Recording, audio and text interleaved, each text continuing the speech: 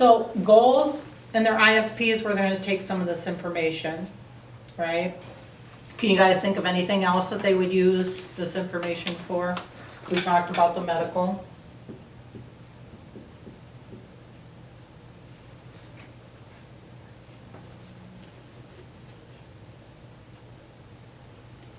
Well, the families, but the families don't need those notes, do they, or would it? That's actually Are they very allowed good. to now? That's actually very good. Family wants to see progress. Okay? And it also helps us in these situations. We just had a situation too. What about you? How important is the documentation basics with the residents for you as a caregiver? Well, then You go to the charge nurse. I need help. This is too much. There's so much going on. I can't do it. Okay, did you document it? Well, no, but I'm telling you, that nurse's hands and feet are tied. There is nothing they can do because it wasn't documented. The more you document on their behaviors and you show the fluctuation, when they go do and review the ISP, because there is what? A change in condition, right? Does everybody know what an ISP is? Nope, I was just gonna ask that. It's an individual service plan that we do for every client, and it has goals. It has It has a basic long-term goals description, and short-term Yep. goals. basic description of the client and the client's needs. Okay. So staffing. We need more help. There are times also, in regards to staffing, that you will not be able to get your job done for good reason.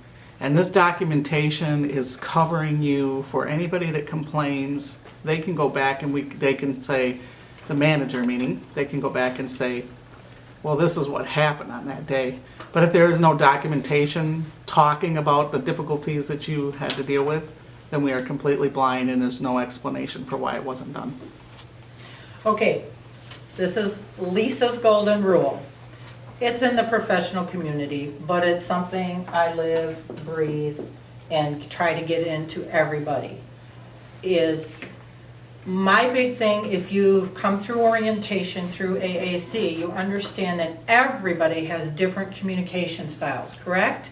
And when you did that communication style sheet that we did, you guys all realized you communicate differently than someone else. And it actually reinforced that, wow, this is really me. This is really how I communicate.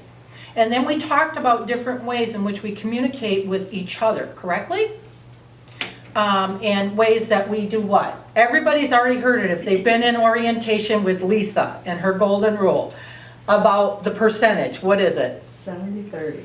70-30. Okay, so what is the 70-30 about? 70% in your comfort zone, 30% out of it. In 70, out 30. Your communication styles, in order for you to succeed, you have to come out of you into your coworker, correctly? So if we're going to succeed as a team, what do we all have to do? Communicate. 30% out of your person. And what did I put together for you guys? There's literally a sheet now set in front of the Mars that Yeah. say what? Ashley? I don't know what to say, but I know what you're talking about. It tells you how to best communicate with the other styles. So if Their you're- communication style. yeah, so in front of that, you're gonna see that there's just to help you learn this, to help you navigate this, to help you to better communicate with people. Not only did I put that sheet there, what did I put next to each one of the communication styles? The name. The names of each of your teamwork. So now you know, hey, this is how I best communicate with Kathy. Okay, I tried my way, and it didn't work. So this is one of my golden rules of 7:30. My other golden rule is what?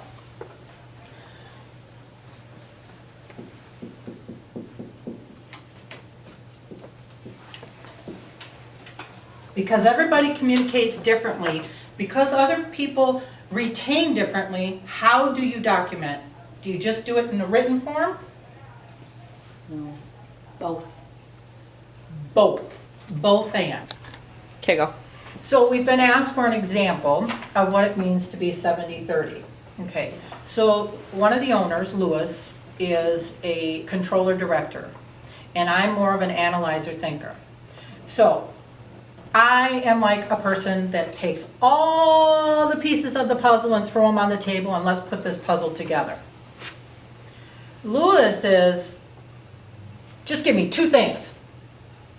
Tell me 1, 2, and then give me the best 2 you got.